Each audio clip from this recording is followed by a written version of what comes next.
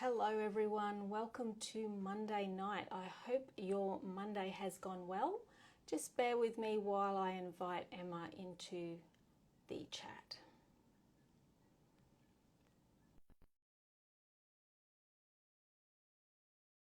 I hope everyone's had a wonderful day. Can't believe that we are moving so quickly already through August at Lionsgate tomorrow. And hi Emma. Hi Kim. How are Welcome. you? I'm wonderful. I'm so excited. I know. There's always that time lag between inviting you and the joining up happening, and there's always that couple of seconds of, oh my goodness, I hope this works. So it is wonderful to see your beautiful smile. Welcome. Excellent. Well, I like to get right into it as everyone's time is valuable. I have to try not to be bouncing around too much tonight. I've just gotten one of those new Fitball seating office seats, and so I bounce around a bit, so I'll have to try and be steady. So I love that. I'm excited. Let's dive in. Yes, okay. So welcome everyone. I'm Kim Adams and I love working with women and talking about confidence, and particularly working to get rid of that self-doubt, self-limiting beliefs, and really stepping into the confident version of you, which for all of us looks very different. And tonight I'm really pleased to welcome Emma Brownson. Emma is the founder of Soul Stirring Branding, which I love the name of her business to begin with. And she is based in Sydney and has a web and graphic design studio. And for the last decade, Emma's been providing support, guidance, and creative magic to heart-led women in business, me being one of them. And she's really passionate about helping women in business really bring their personal values and style and beliefs into their branding. So I'm really pleased to have you here tonight, Emma. Oh, that was amazing. Well done with that intro. It's funny, I interviewed Kim for for a summit that I was running. And oh my goodness, I must have mucked up that intro about 10 times before we got it right. So you did very well there. Trying to keep it simple is the way to go. It's often harder to introduce yourself, I find, than somebody else. You start tripping over around, who am I? What am I? So Emma, you now have your own business, which is going amazingly well, helping so many women with their own businesses and helping them market and add value to their own marketing. So I was wondering, when you were 20 years old, was this where you thought you would be? And I know 20 is not that far away for you, but when you were 20, did you imagine this is what you would be doing? Well, in some ways, kind of, yes. I mean, I guess when I was 20, I was probably in my second year of a visual communication design degree. So in other words, that's a graphic design degree. So I'm one of those funny people where from a very young age, I think it was probably maybe 13 when I started to think, oh, maybe this could be a viable career path. So for me, this was back when I lived in Auckland, New Zealand, before we moved, around the same time. And we had an art project where we had to sort of do a digital design of a postcard for whatever its kind of destination, in a program called Corel Draw, which probably no one uses anymore, but it's kind of like Adobe Illustrator. And I ended up getting really good marks, and then it was featured in this sort of Auckland school art show for lots of different schools, I think, remembering back to those days. And I thought, wow, maybe this could be something that I could do. And I always just had this passion for collaging, like, literally physically collaging, cutting up little bits of paper, and there was always a mess in my room.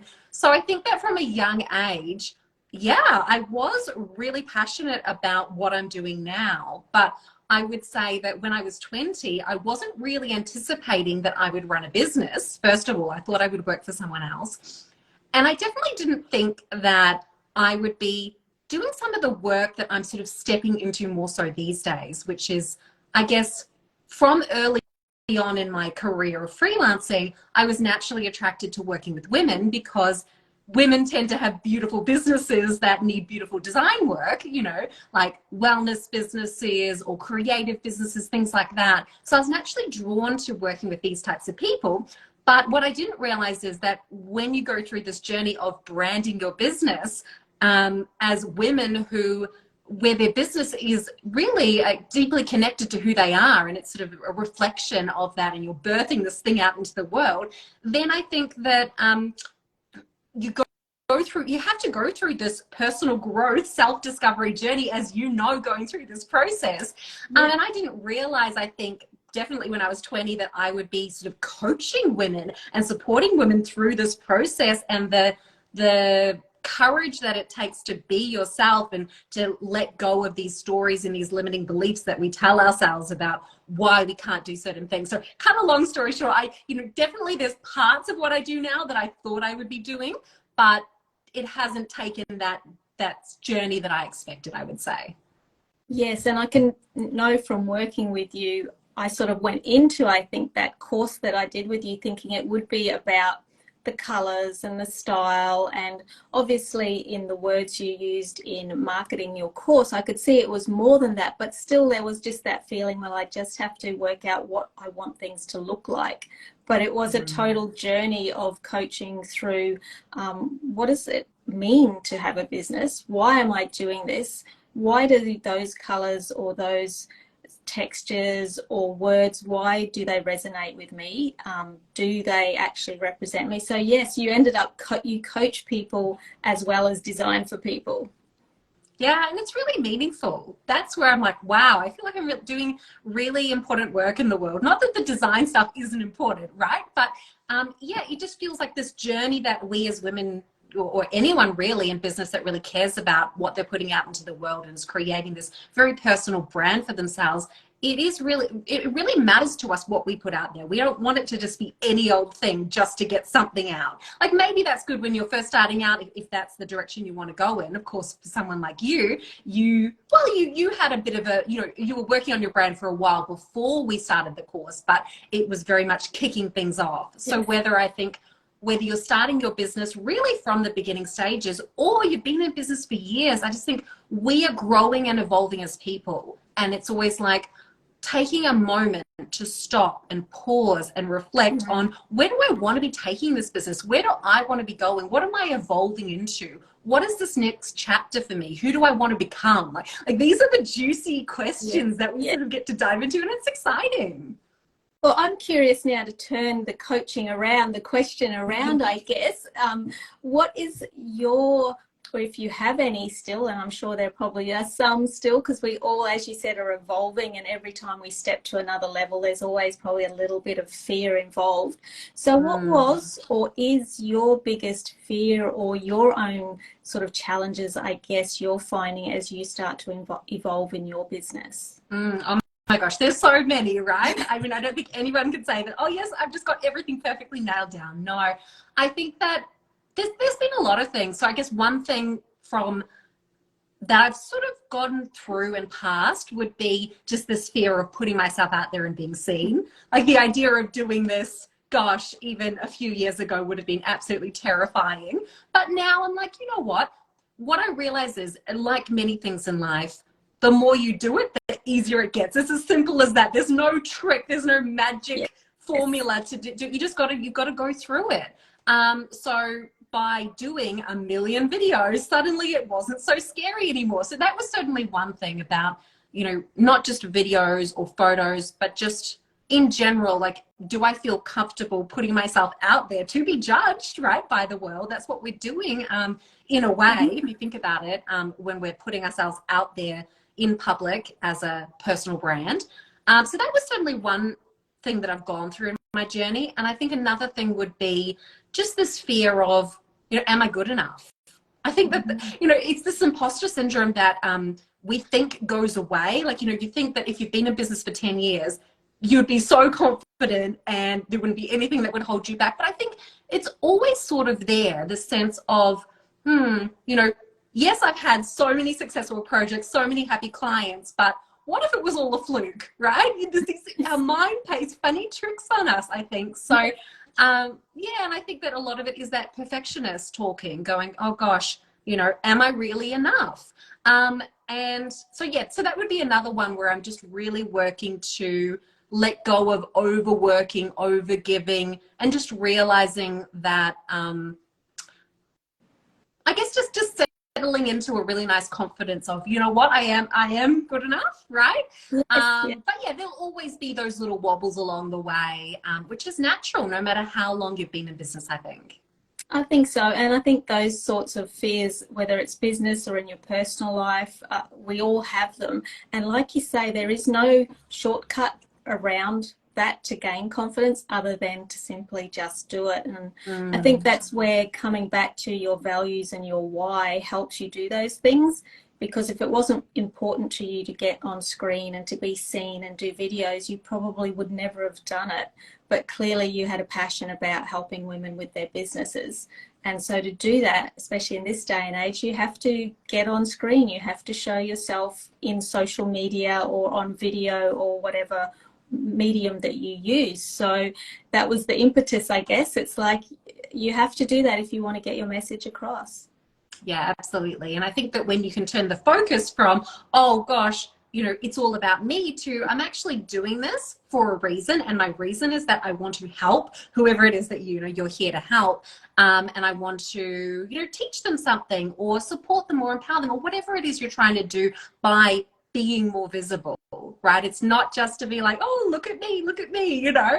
It really, we're doing this for a purpose. And I think when you can frame it that way, it's a little bit less scary. Definitely. I think that's one of the tricks is it's not always about you, even though we like to think it's all about us. It feels like us when we're in front of the camera or standing up in front of a group giving a presentation. It feels like it's all about us, but actually it's all about the audience or the client or the person that you're talking to.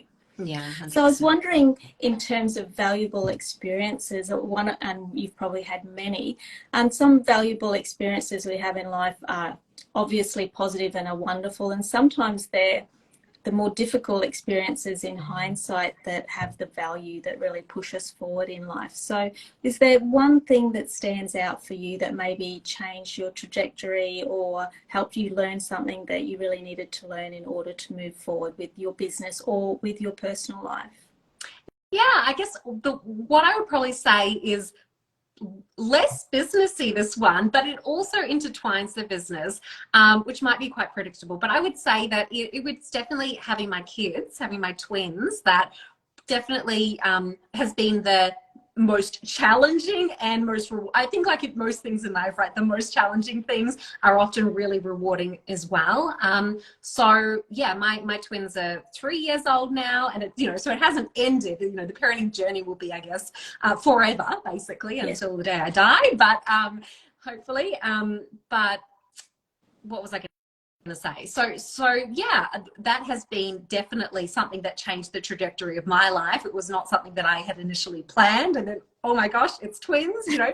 And I had been in business for quite a long time at that point, obviously, you know, about I guess about 8 years at that point, 7, 8 years. But it really, in terms of from a business perspective, it really forced me to go, okay, well, I don't have the time that I once had. I can't be overworking and spending late nights and weekends and just any possible window to fit in all the work. So I really need to look at what can I do to be leveraging my time better, and be pricing my projects correctly, and, you know, doing all these things that I probably needed to do.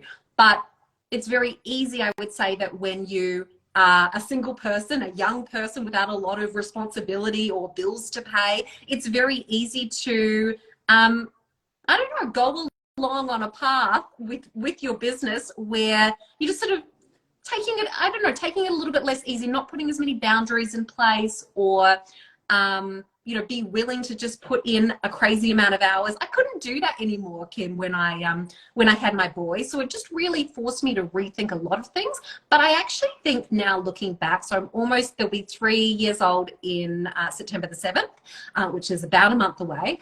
And yeah, I'm like, wow, I can't believe what I've achieved, even though I had this really small window of time. And I think that, as they say, time stretches, right, to fill, you know, whatever amount of time Yeah. you have, you're going to fill Yes. it. And I feel like, yeah, I feel like I've experienced that with this new phase of having a more limited schedule, that, wow, you know, it's really forced me to go, I need to do activities that are going to build my business up in a positive way that doesn't involve just taking on more and more client work. That was one element of what I've been doing. And also what I have really loved about having kids is that as how grounding it is, you know, because the work that I'm doing here, you know, the work that you're doing, you know, nothing is life and death, right? Yeah. You know, we tend to catastrophize things like, oh my gosh, I've got to respond to this email. Someone's not happy with whatever it might be, that, you know, the drama that's going on in our businesses. But I think that what's really helped me with having kids is to be like, well, okay, at the end of the day, you know, sometimes I'm in survival mode, you know, dealing with 2 crying kids, and we've got a pooey nappy, and we've got this and we've got that, and someone's hurt themselves, they're having a fight. You know, it just puts things into perspective, right? When you're sort of in the trenches dealing with survival mode, it's like, okay, everything that's going on in the business, you know, with my work, you know, that's not the end of the world, and I don't need to get anxious about it and ruminate about it all the time. Because I don't know, it's very grounding, which I've really appreciated. So I'm not sure if that answered the question, but I would say that, yeah, that completely changed my life for sure. Yeah, for sure. I think that taking a perspective is so important, because it is, especially if you're a perfectionist and you like to get into the detail and you like to perform to a high standard, it's so easy to get stuck in how important all of that little stuff is. And that little stuff becomes who you are. So then you're judging yourself based on what you're doing. And so to be able to take that perspective and step back and go, you know, in the scheme of things, is a late email that big a deal? Is to have to redesign something that's not perfect, is that the end of the world? Like, these are all small things that we create so much stress for ourselves. So I think learning to take perspective, especially if you are someone who has that perfectionist, sort of high functioning anxiety sort of mind that wants to get things right to be successful, it's really important lesson. And also, I think one thing that you said that struck me as well is that we can just get busy for busy sake almost, even though that's not the words you used, but we get so busy, making ourselves busier and busier. It doesn't mean we're not actually doing more or achieving more or being more effective. And how you've managed to sort of scale back a little bit probably on the hours, but are probably actually putting out even more better quality work because you're so focused on those times that you do have to work. So yes, 100%. I can't take any time that I have for granted, because even though I know that, you know, there are certain hours for daycare, then, you know, the next minute I'm on the phone with the daycare and somebody's needs to be picked up because they're sick. So I can never take for granted how much time I have. So I definitely agree with that. It's definitely sort of forced me to not while away my time with that busy work that you're talking about. Yeah. My fourth question I always ask is around the idea of authenticity. And I thought this would be a really interesting one coming from you, because that's what I felt you were working with us about with our brands, is what is authentic to us. So what does being authentic or authenticity mean to you? Yeah, it's a funny one, because I think that authenticity is this buzzword. It's been around for a very long time. Like back 10 years ago when I first started in business and all the Facebook groups, everyone was talking about you must be authentic. It almost became this sort of should thing, like you should be doing this, to the point where it can almost feel performative. Do you know what I mean? Like I have to be performing being authentic, and it's not coming from a real place. So it's a funny one to talk about. But I think for me, like, coming back to some of the things that we've already been talking about in this conversation, it's about, for me, authenticity is about letting go of some of that perfectionism that is telling me that, you know, I need to make this perfectly polished and flawless before I put it out there. Otherwise, I can't do it. Because I think that what that taught me to do was just not put things out into the world, right? Because I couldn't get it perfect, because perfect doesn't exist. So I guess part of my journey with being more authentic is just going, you know what? It might not be 100% perfect, but it's okay to put it out there and to not always be perfectly polished. So I think that a lot of and not to say that we need to put things out into the world that are low quality, right? Just to be, you know, just to not be a perfectionist. But I think that, yeah, just as you said, there are a lot of women like us that hold ourselves to these unrelenting standards, and you can let that go a little bit. You can take a breather, right? And just say, you know what, this is my 90%, but it's actually great to go out. So I think that it's having permission to really be more of yourself and showing that and knowing that, you know, none of us are perfect. None of us are, you know, we've got the good sides and we've got our bad sides, the good, the bad, the ugly, right? There's a lot of different sides to us. And it's difficult in the land of business and branding. Like, how much of that do I want to share? How vulnerable do I want to get, right? It's a challenge, but I think that people connect when you sort of drop the mask a little bit, right? This mask that we have to put on of everything's perfect and, you know, shiny and wonderful. And no one knows that you've taken that video 20 times to get it perfect and edit it, you know. Yes. That's what I used to do. I used to try and do videos back in, you know, the early days of my business, and I would just re-record and re-record and re-record. And then I got so exhausted, and then I told myself I can't do this because I'm an introverted person and it sucks up too much of my energy, right? That's the story I told myself. So I'm not sure if I'm answering the question there, but yeah, it's just you don't have to be perfectly polished. It's okay if you make a mistake, you know, while you're talking. And it's better, I think it's better to show those sides of ourselves and to put, you know, from the perfectionist perspective, you know, put it out there, even if it doesn't feel perfect. From the vulnerability perspective, you know, people won't think less of you as a business owner, as a person, if you do share those things that make you feel like, oh, that's a little bit embarrassing, or I'm talking about something that, you know, something that I'm struggling with, right? These are the things that people connect with, but it's still hard. It still gives you that vulnerability hangover. Should I have said that, right? Should I have put that out there? But I think that that's, you know, people don't want to see this faceless brand. People want to connect with a real person. So I think that that's definitely a big part of authenticity as well. Yeah. I'm hearing a lot of self-acceptance there, like requires self-acceptance, I think, because without self-acceptance, you're always going to keep that mask up because you need to protect that version of yourself that maybe you actually don't like. So yeah, that vulnerability, showing up, doing things that, you know, that don't feel comfortable, but stepping into that and knowing that we as people connect on those vulnerabilities. We connect on people that we look up to, but we don't expect them to be perfect. And we sort of have this warped idea that people expect us to be perfect, even though we don't expect them to be. So yeah, wonderful, wonderful. So I was wondering, what is one thing that you can't live without, Emma?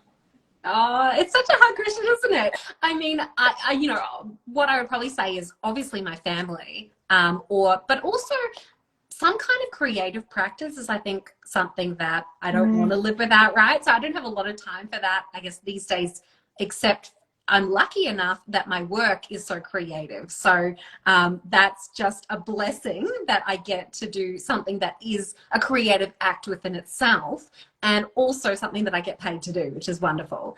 And then beyond that, in the more silly, I guess, I would say coffee, but, you know, I gave up coffee for a very long time. Now I'm back on the coffee juice. Oh, you're back on the coffee train. I am. It's terrible. I gave it up. I was drinking green tea, and then all of a sudden I just felt like I'm craving it again, and I just started again. So anyway, maybe coffee, it does make life a little bit more enjoyable somehow.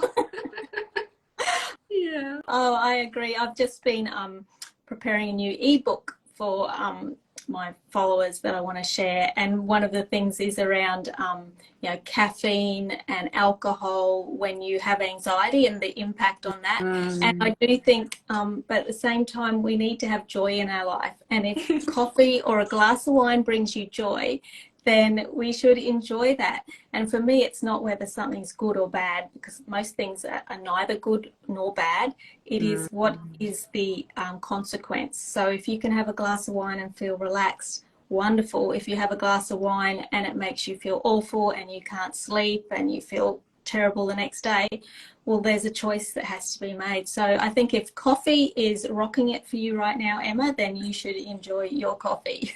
Okay, I've got permission from Kim. That's great. Permission from me.